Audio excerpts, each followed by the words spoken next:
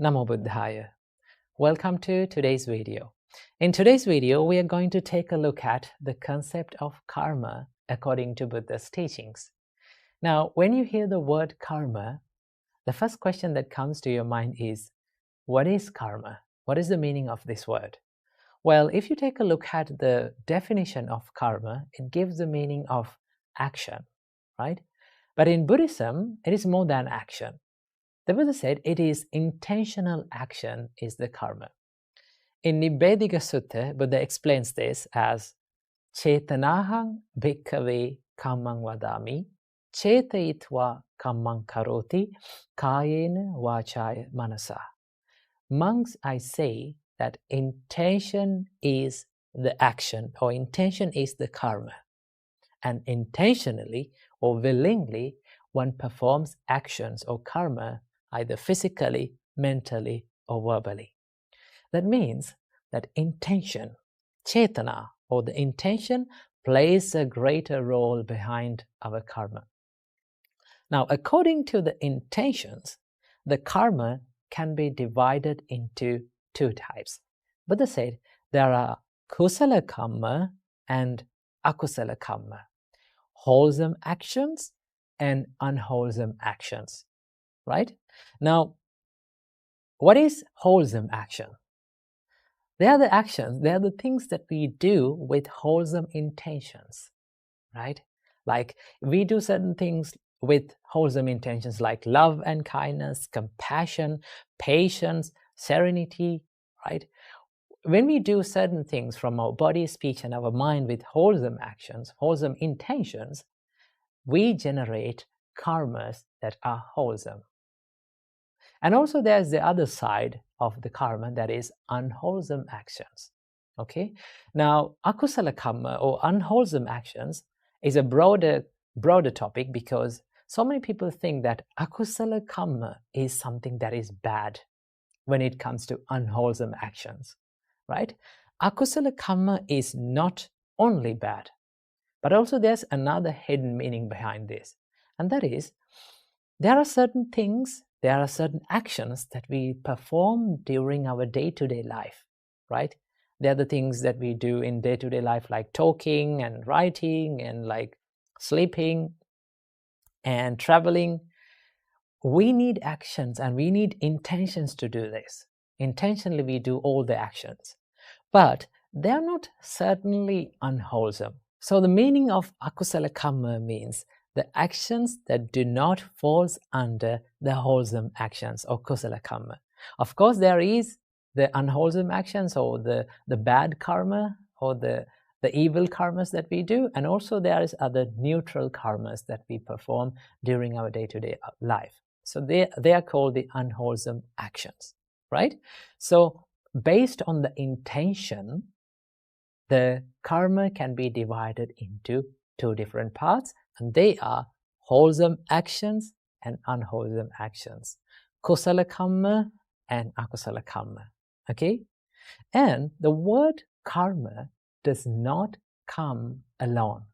It comes with this word vipaka or phala, right? Vipaka, the word vipaka gives the meaning of result or outcome, and the word phala gives the meaning of the fruit.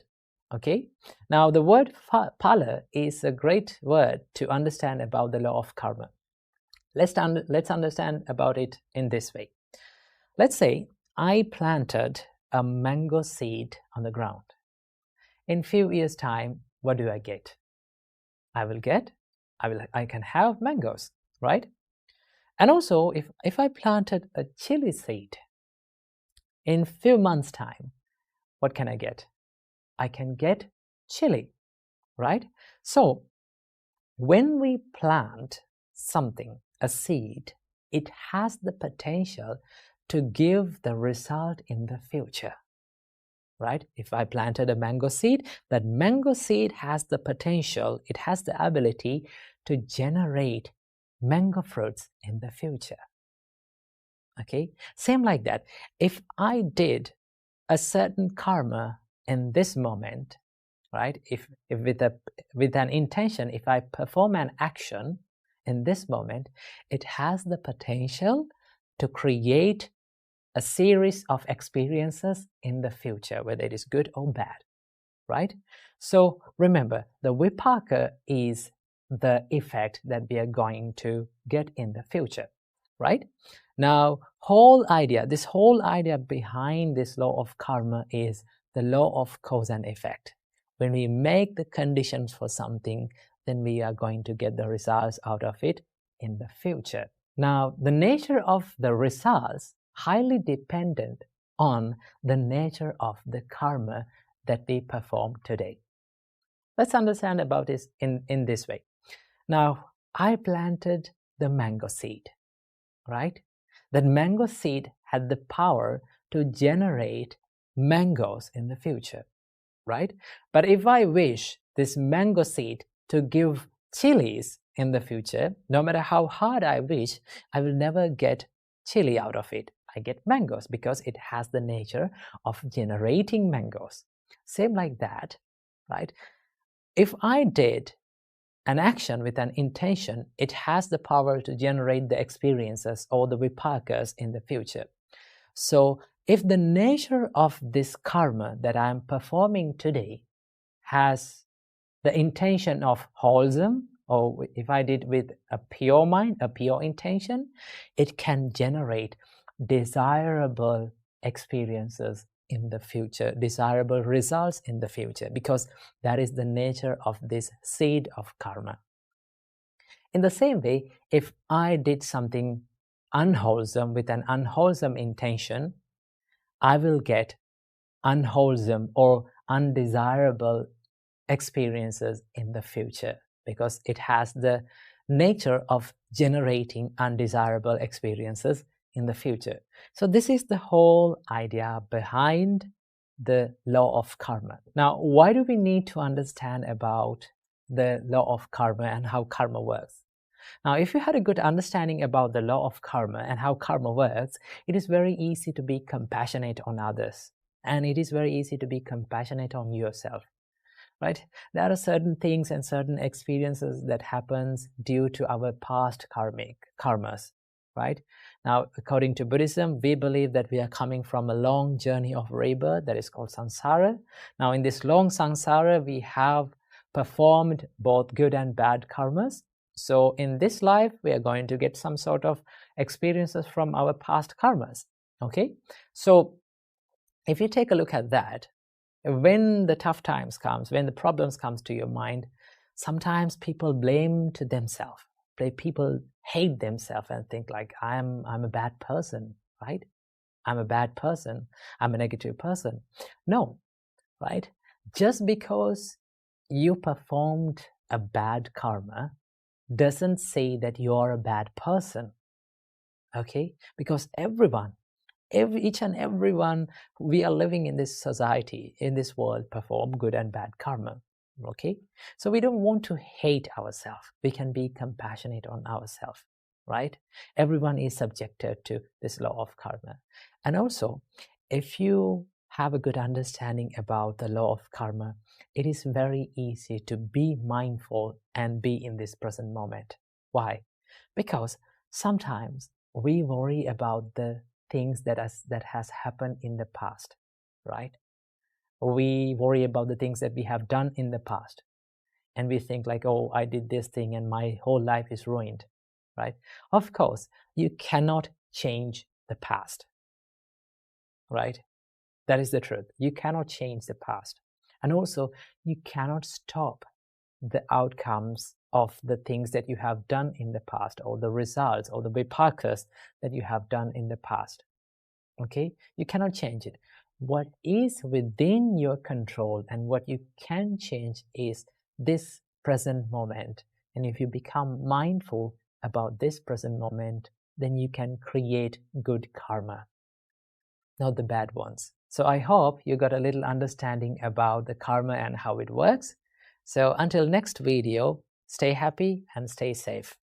Namo Buddhaya. What is the true nature of life? It is the change.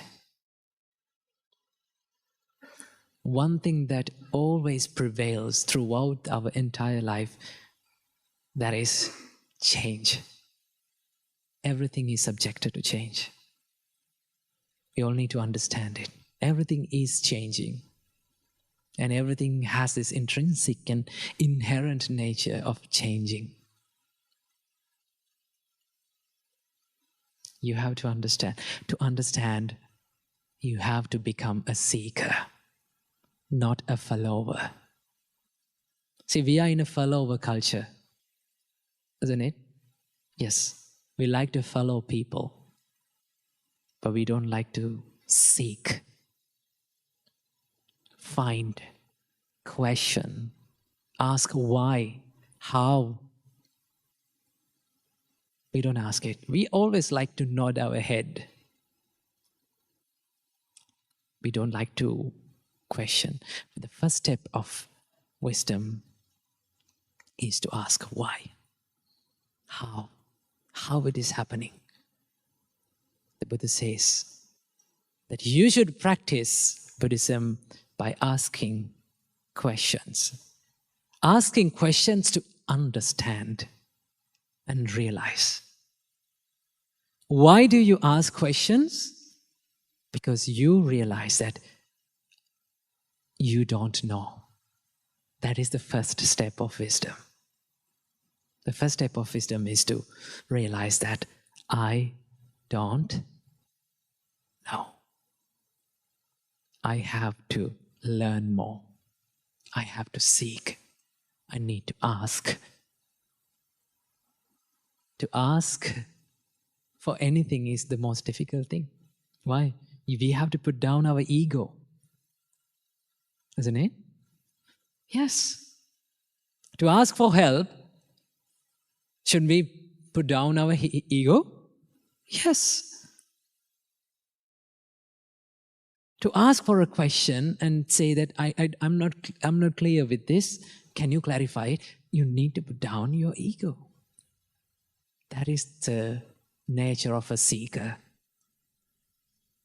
So I will all invite you this day. It's a special day for me and for all of you. Ask questions and be a seeker. Okay? Be a seeker. Find something and ask why, what's happening, how it is happening. I need to know. I need to learn. Because you know that, and you understand that I don't know. That's the beginning of wisdom. That is why wisdom begins from the humblest places. Being humble and understanding that I don't know. I have to learn. I have to seek. I need to get the help. That is where you find the truth.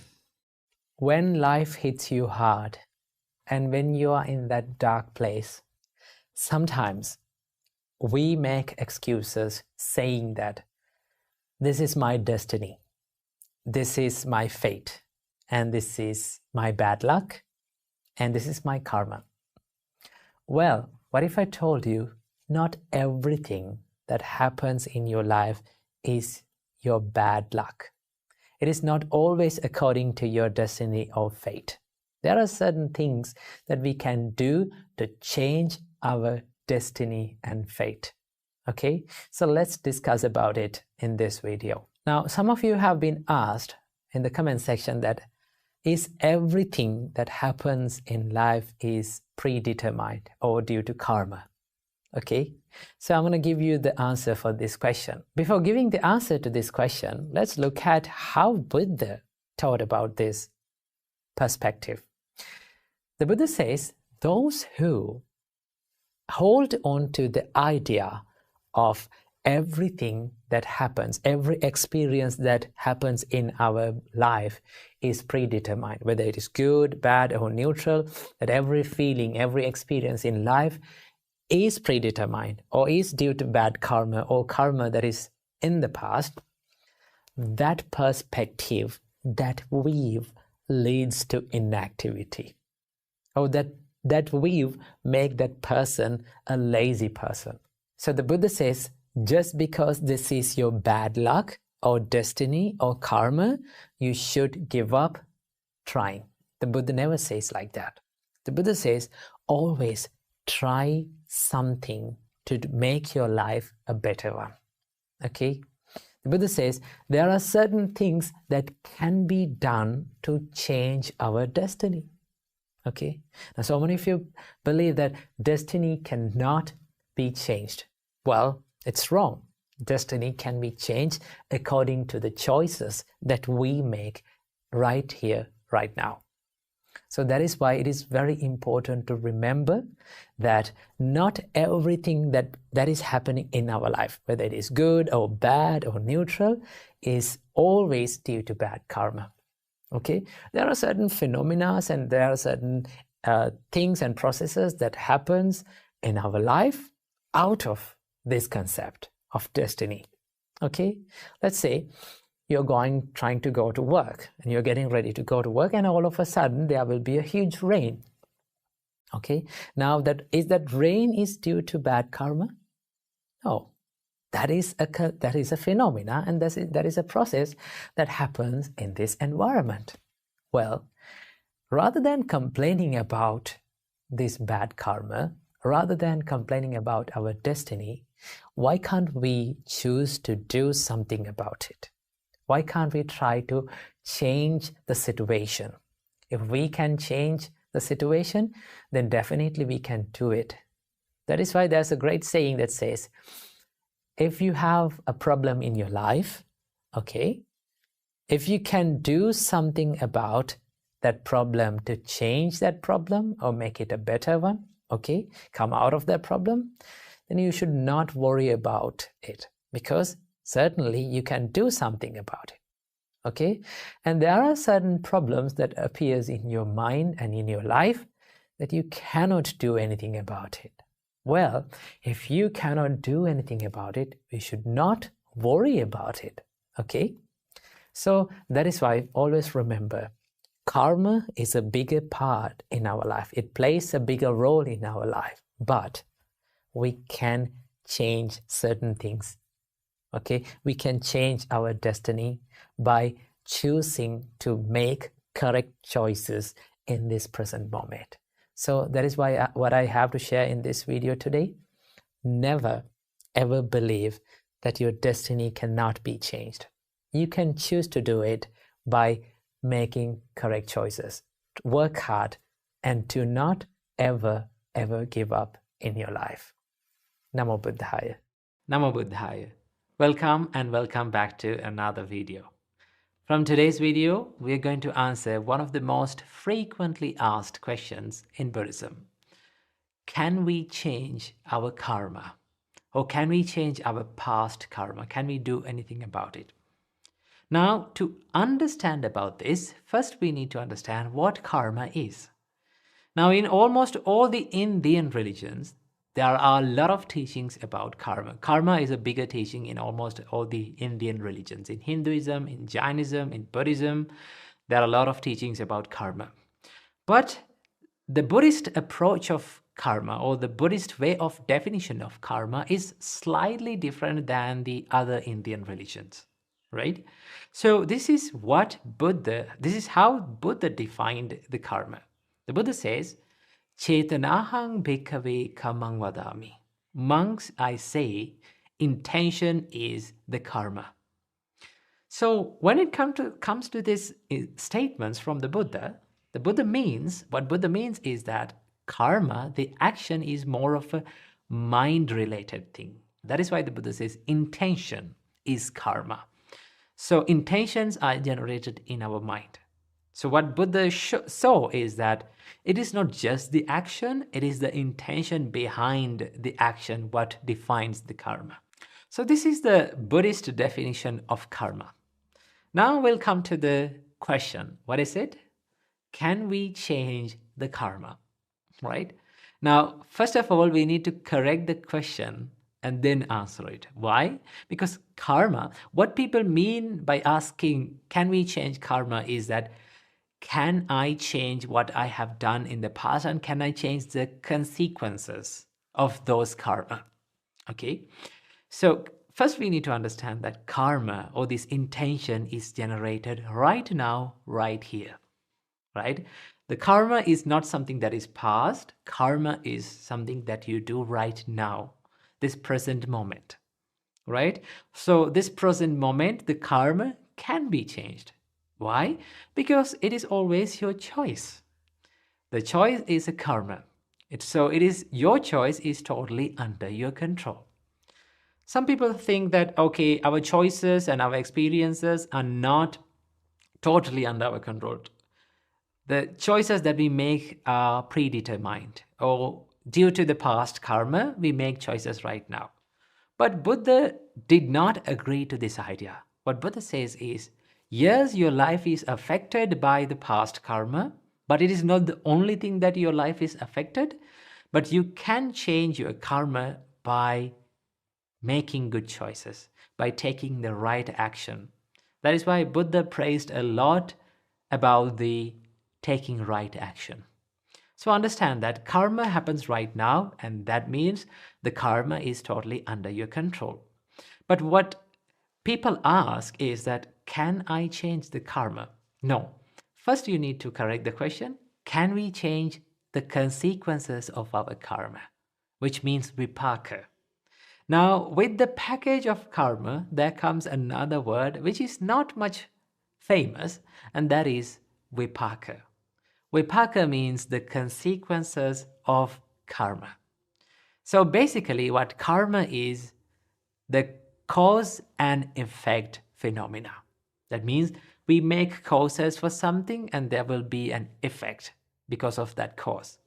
We do some actions and then we get consequences of those actions. So this is the basic understanding of karma. So can we change vipaka? It is not totally under our control. We don't know what we have done in the past.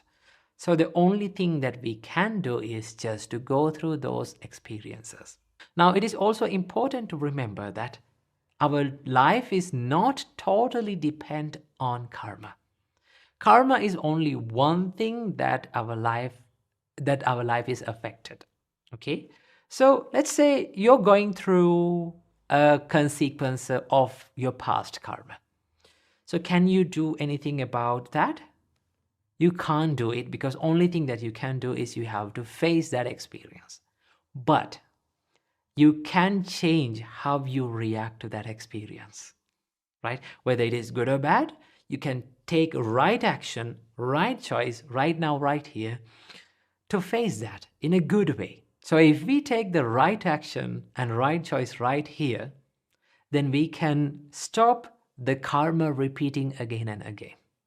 Right? Let's say you're going through a bad experience due to a past karma, and if you react the same way, right? If you fall down, if you become angry, if you spread hate because of that pain and suffering, then you create some more suffering karma to go through some bad experiences in the future.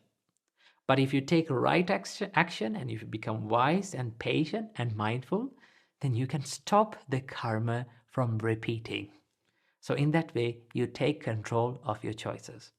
So understand, basically, there is very few space for us to take control of what we have done in the past and the consequences of them, but we totally have the control that we make the choice right now, right here.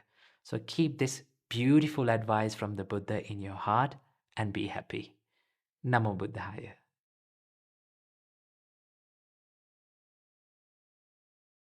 Namo Buddhaya. Welcome to another video. In today's video, I'm going to introduce you to the most famous Buddhist text in this world. Now, if you are new to Buddhism and if you'd like to learn more about Buddhism, this is one of the best books that you can read. So, the book's name is Dhammapada. Now, what is Dhammapada?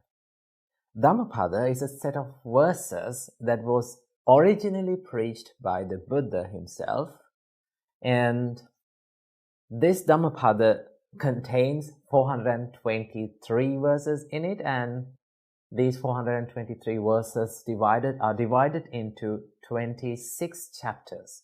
So why Dhammapada is important?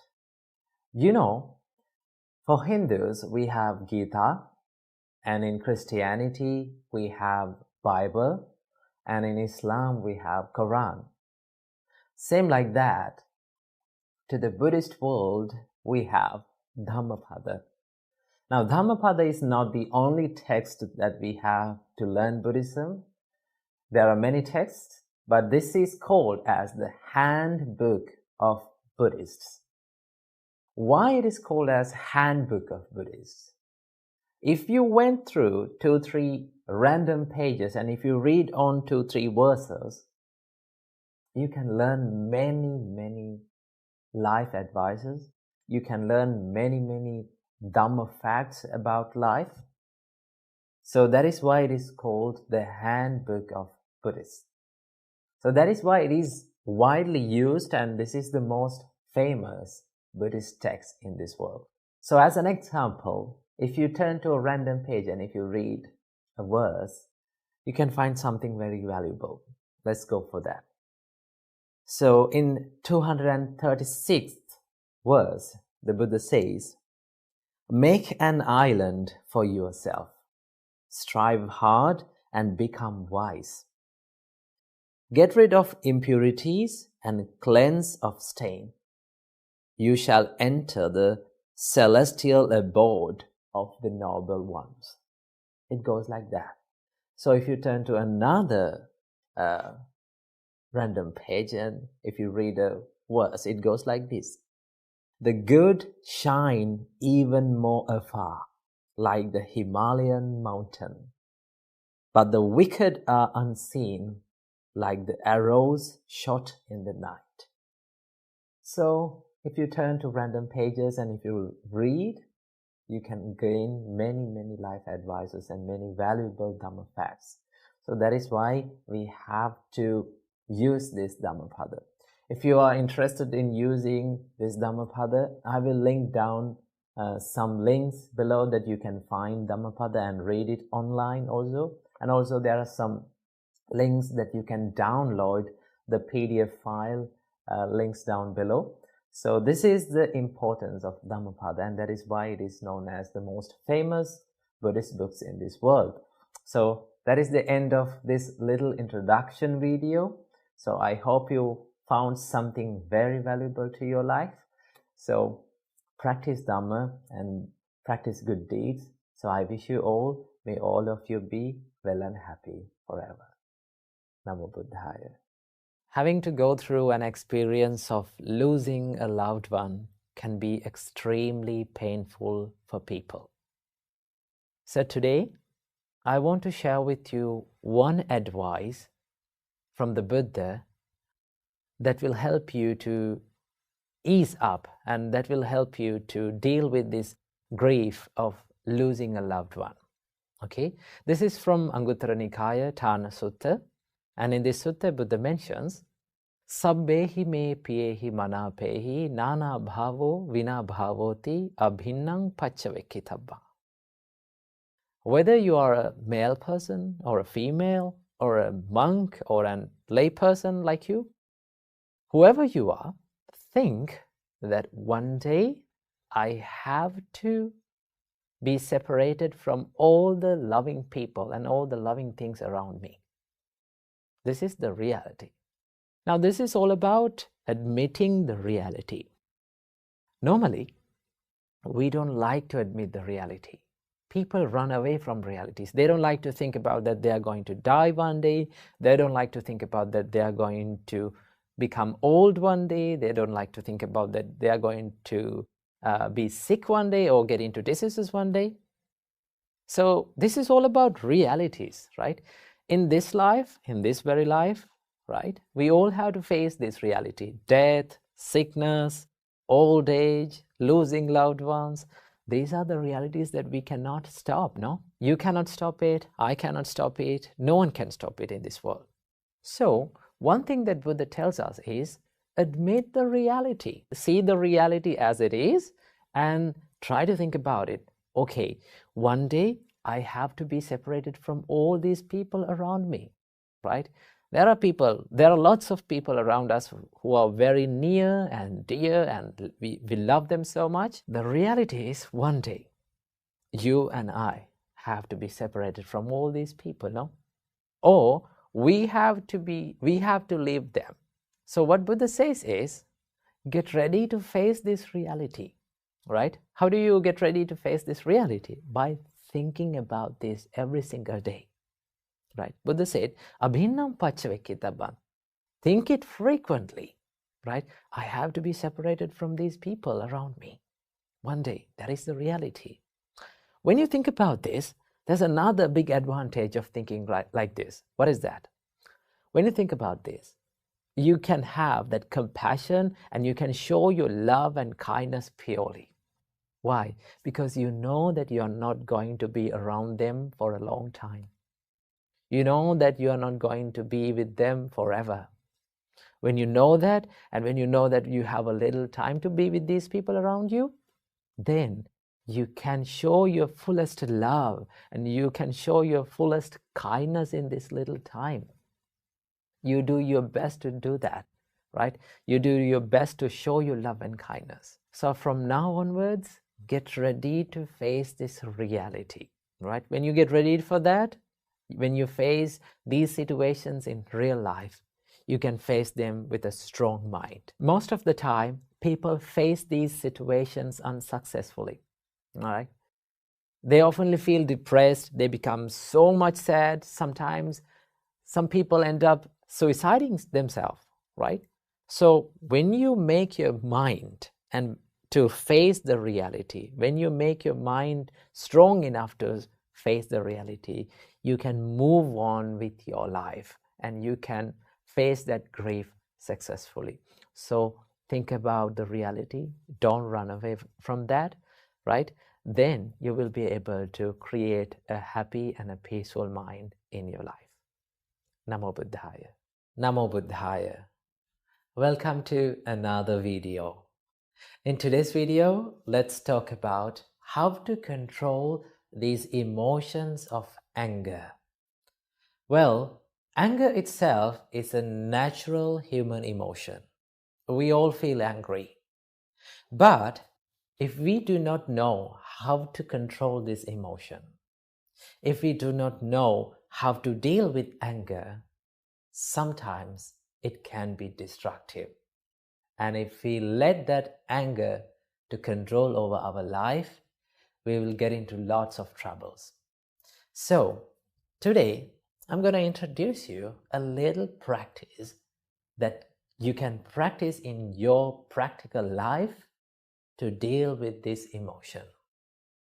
Well, first of all, I have to remember none of these practices are easy. In fact, nothing in life that brings us the happiness, that brings the peacefulness to your life is not an easy task. It is a difficult one. Though it is difficult, we cannot abandon it because we like to be happy and we like to be peaceful in our life. So that is why Buddha said that everything that brings the happiness to your life is a difficult task. So what are the things that we can do to deal with these emotions of anger? Well, the first and the foremost thing that you can do to deal with these emotions is to acknowledge that your thoughts are in anger. If you don't know your thoughts are in anger, you cannot deal with it. So this includes the mindfulness, right? Whenever you are about to get angry, whenever you feel that you are triggered by this anger, just ask this question, what am I thinking now? In which mode my thoughts are in now, right? Whenever you ask that question and whenever you answer it, you can find, oh, I'm about to get angry now. Now my thoughts are in anger.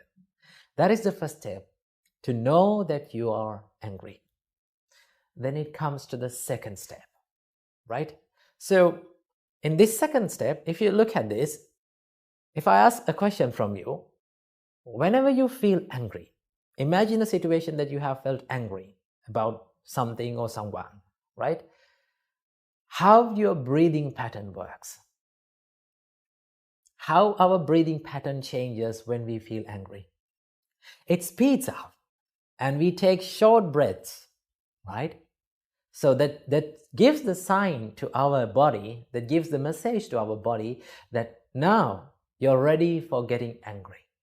We are breathing heavily, we are breathing in short periods, and we are breathing speedily. So the first thing that you can do is to slow down your breathing pattern.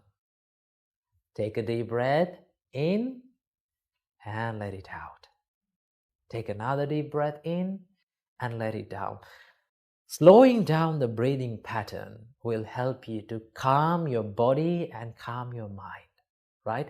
Whenever we feel calm and when we are about to take a rest, what is the thing that we do? For an example, after a long day of work, when you come home and after having a good shower, if you fell on the couch, right? If you fell on the bed, what is the first thing that you do? You take a deep breath in and let it out. That is the thing that you do. That means you are giving the signal to your body that you're about to get calm or to have a rest. So the thing that we have to do, whenever we feel angry, whenever we feel we panicked, just give the message to your body that be calm by taking 2 to 3 deep breaths in and out, right? So breathing can help you a lot. Then as the third step, now you're a little bit peaceful and calming. Now you can wisely reflect on your thought pattern.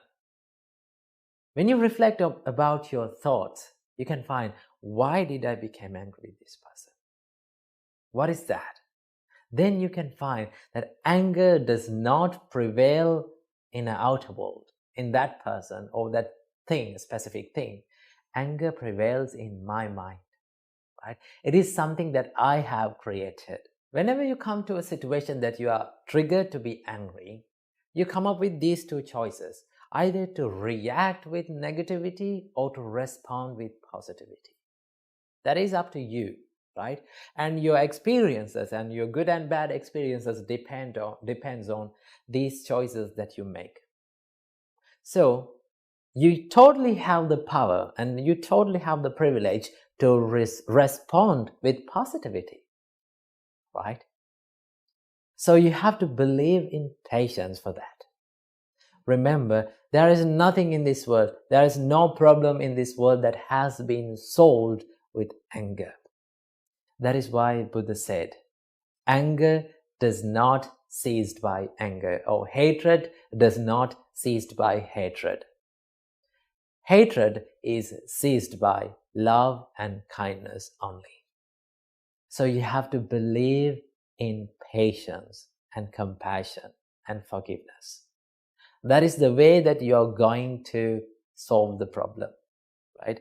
Though you react in anger, though you yell out or scream or take actions with anger, that is not going to help. That is not going to solve the problem.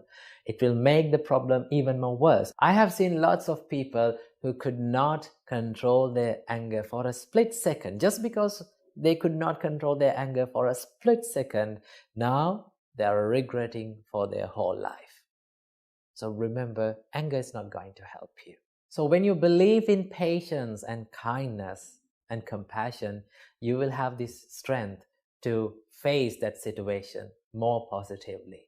Remember what Buddha said. The Buddha said, before you do something from your body, from your speech, or from your mind, just wisely reflect that what I'm going to do, is this worthy of doing? Is it bringing happiness to myself, or is it bringing happiness to others? Is it going to hurt others, or is it going to hurt myself? If it is hurting you and if it is hurting to other self, do not try to do it. Remember, it is okay that we feel angry sometimes in our mind, but it is not okay to let that anger to flow out from our bodily actions and our words, right? So remember, this is how we can control it. Always believe in patience and kindness. That is where you're gonna solve the problems. So this is a little practice where we can deal with these emotions of anger. So practice these practices little by little and make your life a peaceful one. Namo Buddhaya. Namo Buddhaya. Welcome everyone to another video. In today's video, I'm going to discuss with you about 4 signs of a good-hearted friend. Now, it is very difficult to find a good friend in this society, right? As social beings, right, we need people around us. We need people to help us, right? We cannot live in this world alone. So that is why it is very important to have a good-hearted and a good friend to us. So Buddha said, if you have a good-hearted friend, it is a blessing to your life. Okay, so Buddha shared with us that there are 4 signs of a good-hearted friend. There are 4 signs of a good-hearted friend. So I'm going to discuss with you about these 4 signs in this video. Before starting this video, I want to share with you that a friendship is not always a one-sided thing, right? You cannot expect your friends to be nice to you or pleasant to you or helpful to you while you are not helping them, right? You cannot expect them to be nice while you are not becoming nice to them. So let's get into the first sign. The Buddha said a good-hearted friend is a good helper, right? He's willing to help you at any time in the life. Okay, and also Buddha said that he keeps eye on your life and your possessions. He don't like for you to find the misfortune, right? So he keeps eye on you when you are negligent and when you don't care about yourself and your possessions. He's always tried to protect them and protect yourself. So that is what you call a good helper. So this is the first sign of a good-hearted friend. And the second sign, the Buddha said, a good-hearted friend is a friend who is in the good time and the bad time both, right? There are many friends around us when we have money and when we have possessions with us, when we don't find our misfortunes in life, right? When we don't have any problems. But you can identify and you can recognize the true friends or real friends when you face problems in your life, right? When you face problems and when you go through tough times in your life, if there are friends around you who is willing to help you, who is willing to give you a helping hand, then he's a good friend in both good and bad times. So Buddha said, this is the sign of a good friend. He's a friend of you in your good time and bad time both. And the third sign is, the Buddha said, he's a good counselor, right? He guides you to the correct path. He shows you the correct things to do, right? He guides you to do good things, not evil things. Whenever your friend finds that you're doing bad things, he always comes to you and say, no, you should not do this. It is not good. It is not good for you and it is not good for others. So please stay away from these things. He will guide you to the good path. And also when you face problems, right? When you face difficult situations in your life, you can go and talk with them and you can heal your heart. Okay, so that is a friend who is called a good counselor. And the final quality that these good-hearted friends have is he is very compassionate towards you, right? He does not enjoy your misfortune. He or she doesn't like to see that you are falling into troubles and going through tough times. So he comes to you in those times and he or she always helps to you, right? They are willing to help you. That is a friend who is called a compassionate friend. Now, these are the 4 signs that you're having a good-hearted friend. But always remember, you may not find a friend who has all these 4 qualities, right? If you can find, then congratulations, you are very lucky. But you may not find a good friend who has all these qualities. But you can find maybe like 1 or 2 of these qualities in friends around you. So what you have to do is you have to be with them, you have to help them, you have to give your love and compassion towards them. Then you will receive that love and compassion back.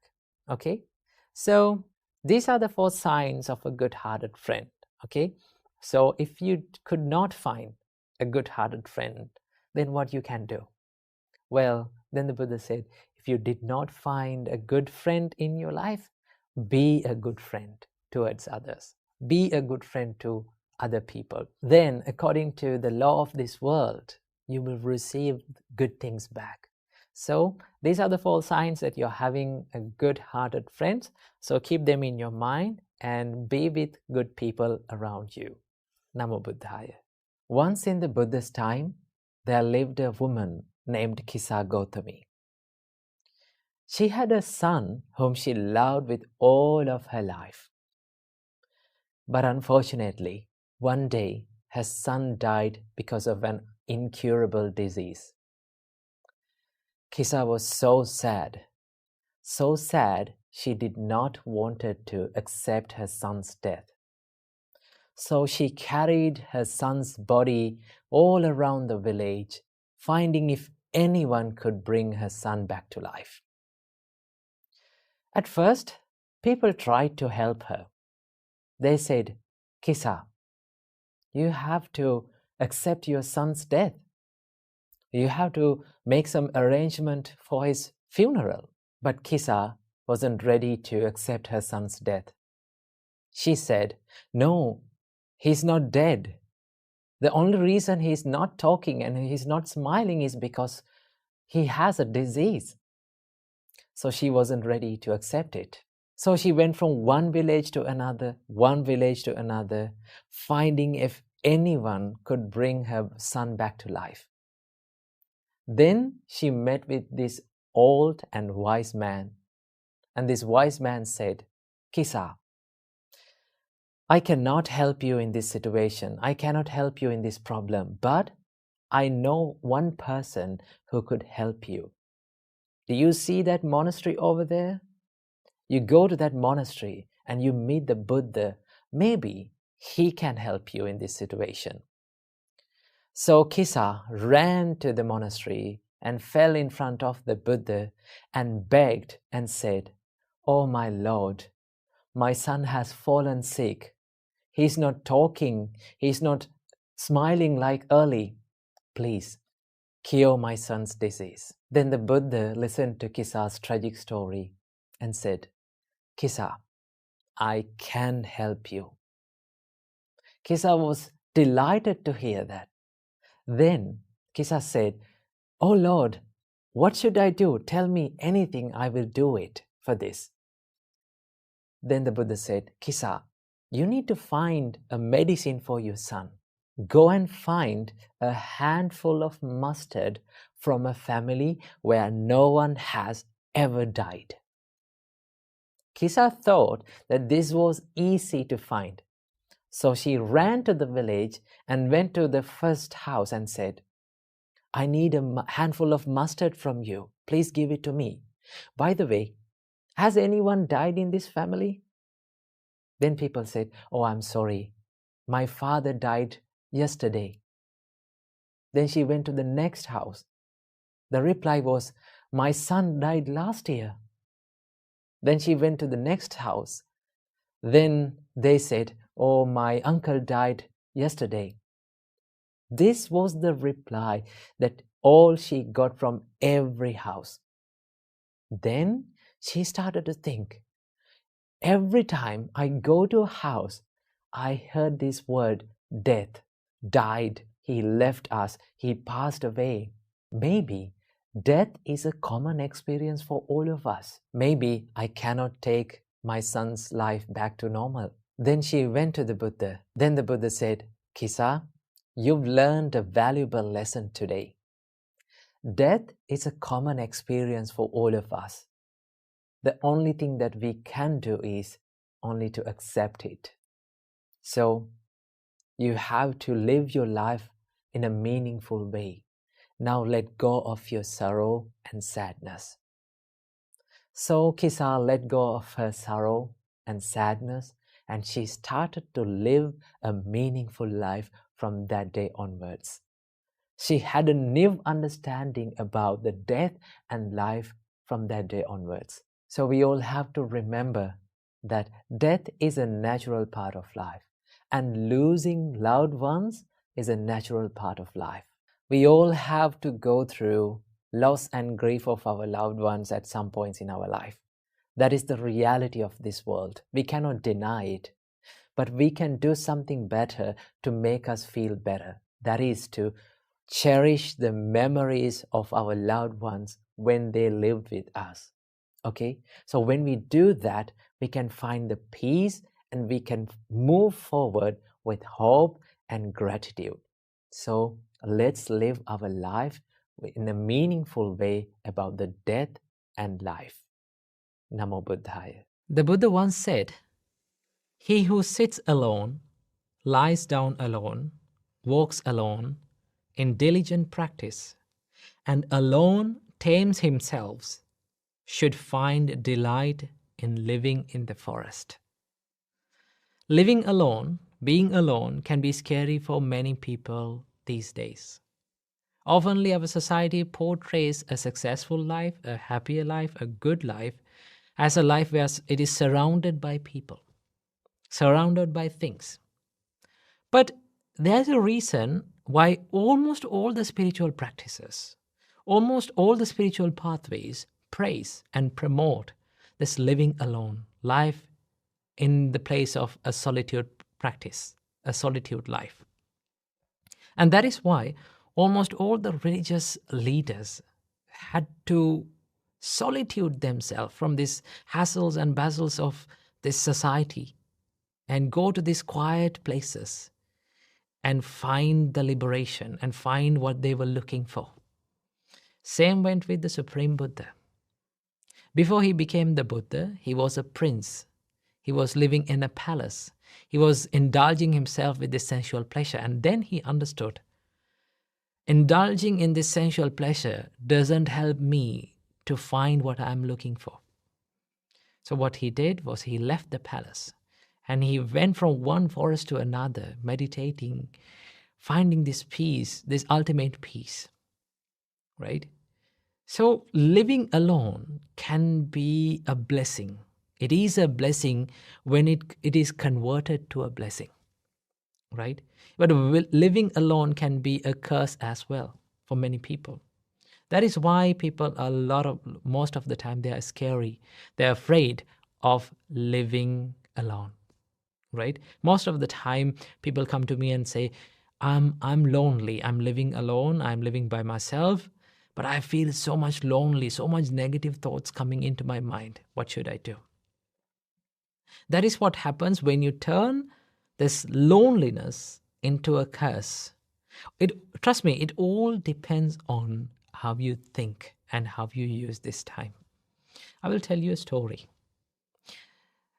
Prince Siddhartha, the Buddha, left the palace and he went to a forest. Although he went to a forest, there were 5 monks who was waiting for him to come to the forest. There were 5 monks who were helping Prince Siddhartha, the Buddha, with the meditation before his awakening.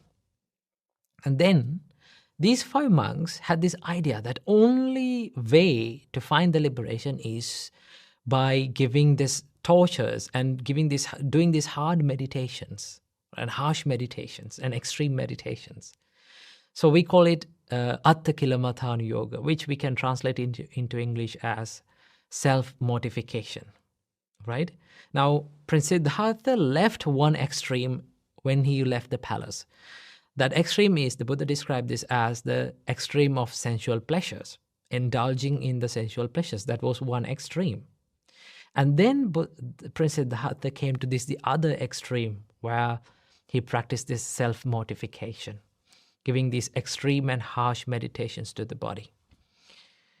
And then those 5 monks, they believed that this is the only way for the liberation.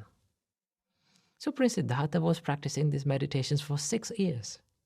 And finally he understood this extreme, being in this extreme, doesn't help me either. So then he found the middle path, the middle way. And that is to live a spiritual life by balancing his material and spiritual life both, right? And that is why after that decision, he decided to take some food to his body. After a long time he had taken some food to his body, he grabbed his alms bowl and went on begging alms and find some food and had it. Now all those 5 monks had a lot of expectations on Prince Siddhartha. And then they saw this incident, and then they became disappointed. They said, "Oh, what a disappointment. We believed him. We had a lot of expectations on him. But look what now happened. He's taking food. Maybe soon he will go back to his palace and he will live a normal life again. So the best decision is to leave him." So what happened? All these 5 monks left Prince Siddhartha. And after this alms round, he came back to the forest, and he saw everyone had left. No one was there. Prince Siddhartha was alone. Then he found this perfect environment, perfect place to be focused more into himself. That was because he was all alone. Right? He got the opportunity to be by himself. Right? Focus more into himself. And one day, he sat under the Bodhi tree and he became awakened. He became enlightened. Right? So this solitude, when it is turned to, when it is used in the correct way, it can be a blessing for you. Right? And the same solitude can be turned into a curse as well. Right? Most of the people, they complain me about the loneliness. I always say to them, when you're lonely, your thought process generates a certain energy within you. Right? And that can be negative. Now, let's say you are in this negative energy environment and a negative energy thought process. You all know in science we learn about, according to science, it says that energy cannot be produced or destroyed. Now you have your energy within you, but it is negative, right? Now you can't destroy this negative energy, right? What we are trying in this whole life is to destroy this negative energy. Well, we can't do that. The only thing that we can do is to convert this negative energy, drive this negative energy to something positive, right? So how can we drive this loneliness, this energy to something positive? One of the biggest reasons why people feel lonely is because they lack an aim, a goal to their life.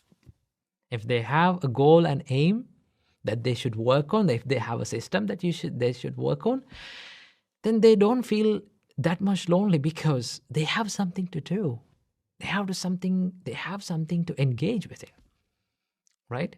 So this can go either. People can have either material goals or spiritual goals, but everyone must have these spiritual goals within themselves, no matter what life they are coming from, right? Because finally, there will be a time in all of our lives that we come to this lonely place. One day we have to be by ourselves with no one else around us. Right?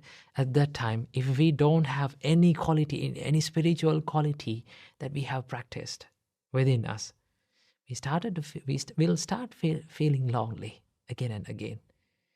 And it will start to build up this negative energy within us. Okay? And sometimes we can be too late for that to make it correct. So the best thing is to learn how to convert this negative energy to something positive, right? To do that, you have to have a goal and an aim for yourself, to yourself. Always ask from yourself, what should I do in my life?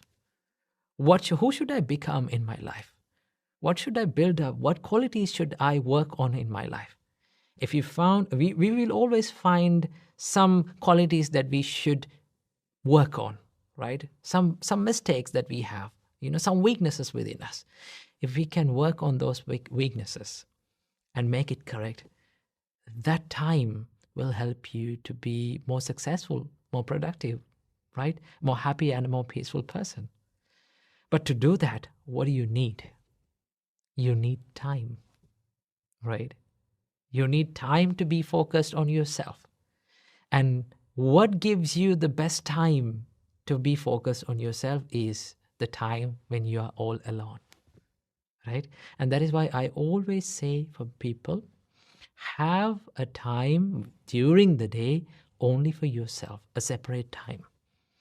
Probably you can call it, people call it me time. Okay, that's a good thing.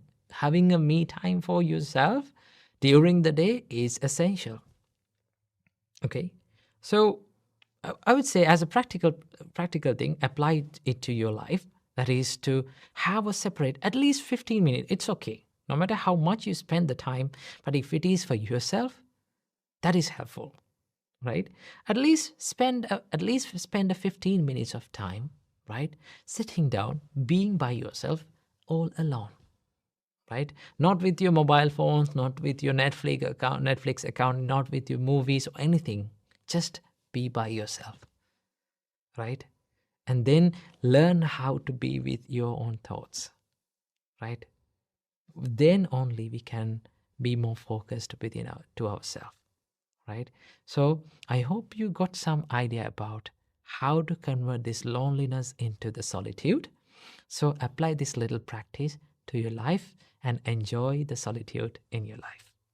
Namo Buddhaya.